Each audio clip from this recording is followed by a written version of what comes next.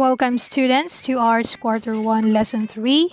But before that, let us be inspired by this Bible quote. So Mark 10:27 said, Jesus looked at them and said, "With man it is impossible, but not with God. For all things are possible with God." We will now again study another colorful world of arts. Let's start with Expressionism. Another group of artists who became popular in the 1900s are the Expressionists. Unlike the others, these artists created an art with more emotional force. To achieve this, they use distorted outlines or unrealistic or unnatural images.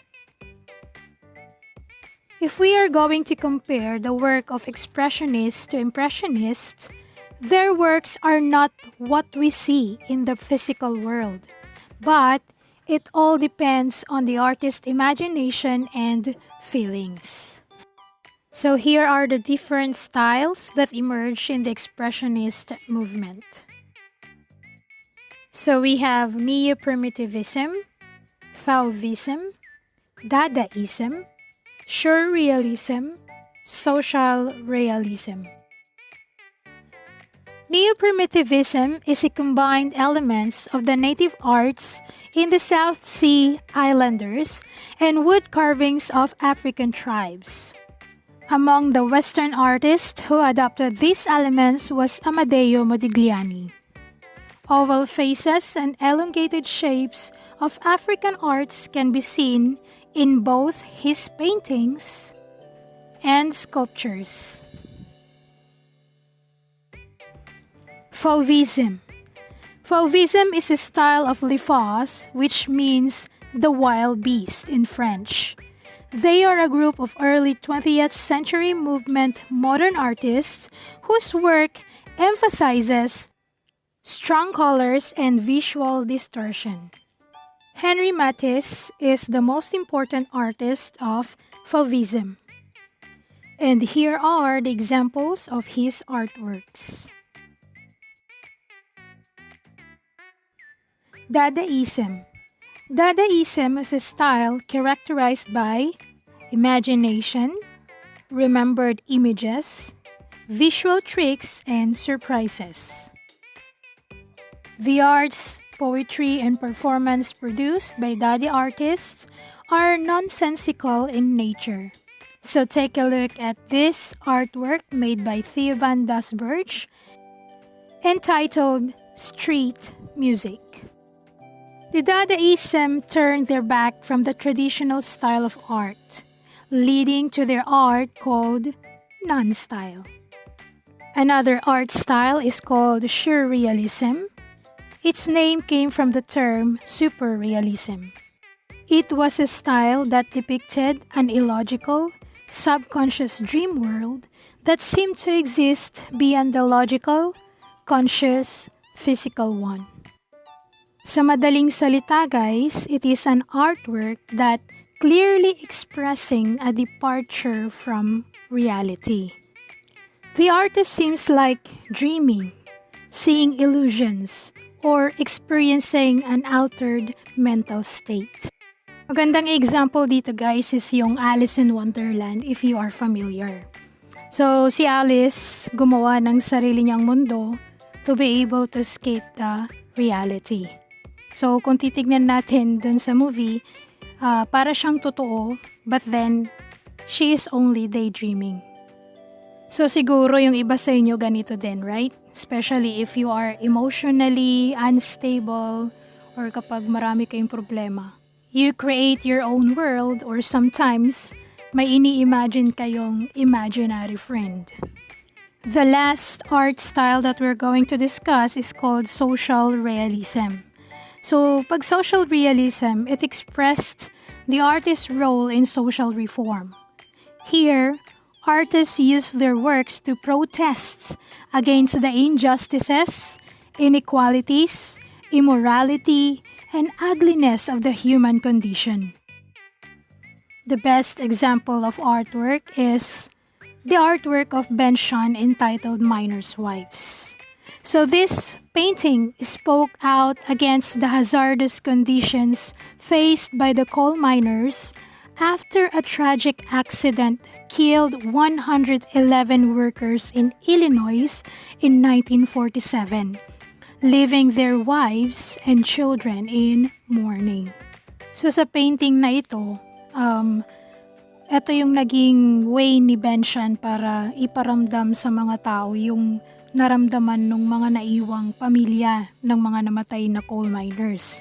Ang masakit pa yata nito, hindi sila nakatanggap ng benefits galing sa company or yung may-ari ng coal mining. Okay, so those are the art style that emerged under the Expressionism movement. Now it's time for your quiz. Let's see how much you've learned or how much have you remembered. Get 1/2 sheet of paper and answer the following question. You are given 10 seconds to answer each question. Number 1. Expressionism art is characterized by more emotional forces and distorted outlines.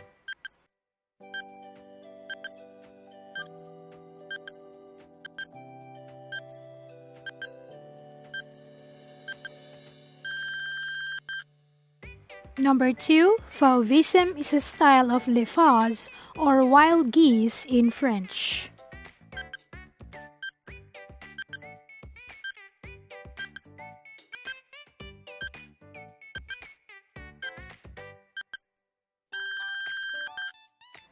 Number 3, Neo-primitivism is a combined elements of the South Sea Islanders and the creative wood carvings of the Philippine tribes.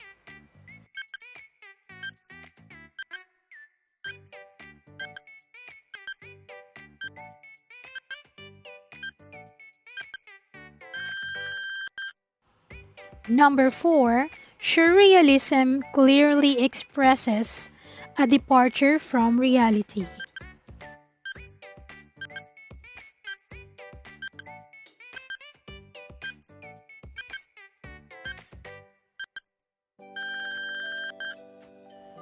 Dadaism was a style characterized by dream fantasies, memory images, and visual tricks and surprises.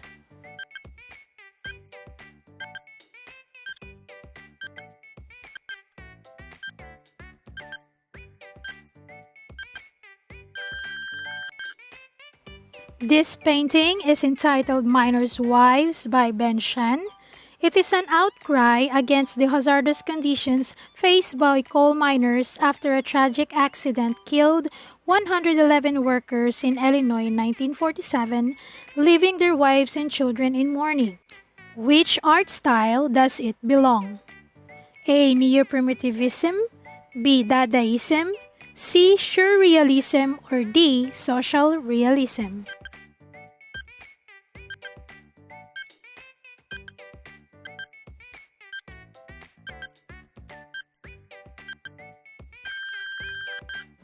This painting is entitled Woman with Hat by Henry Matisse.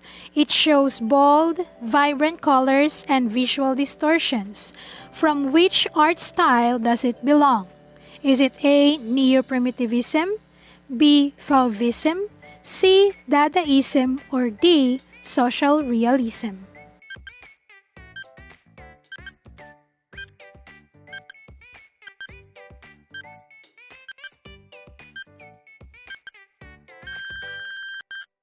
Number 7. This painting is entitled Yellow Sweater, painted by Amedeo Modigliani in 1919. It shows oval faces and elongated shapes of African arts. Which art style or movement does it belong? Is it A. Neo-primitivism, B. Fauvism, C. Dadaism, or D. Social realism?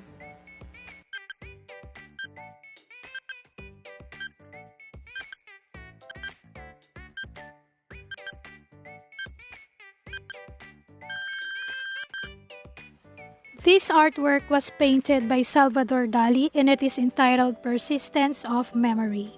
The message of this painting is that Our subliminal unconscious mind is present in what we do in our daily lives and has more power over us than man-made objects of the conscious world. From which art movement does it belong? Is it A. Fauvism, B. Dadaism, C. Social realism, or D. Surrealism?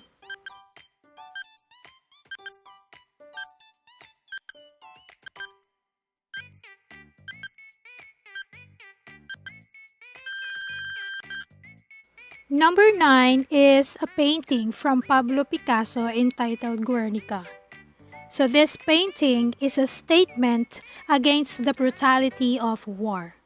Which art style does it belong? A. Fauvism, B. Dadaism, C. Social realism, or D. Surrealism?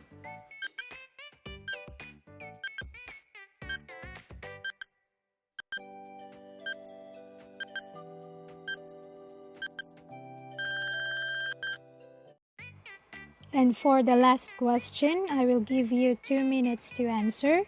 Please answer this question at the back of your 1/2 sheet of paper. The question is, which of the art style movement do you like most and why?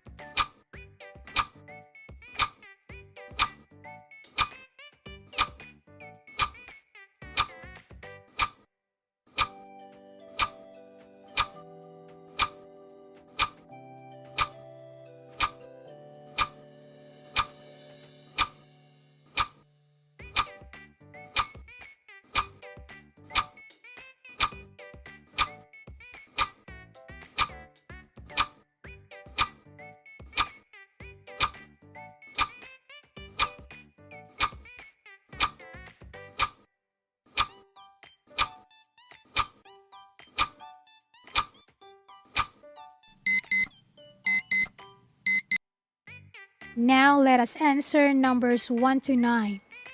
Please exchange papers with your seatmate.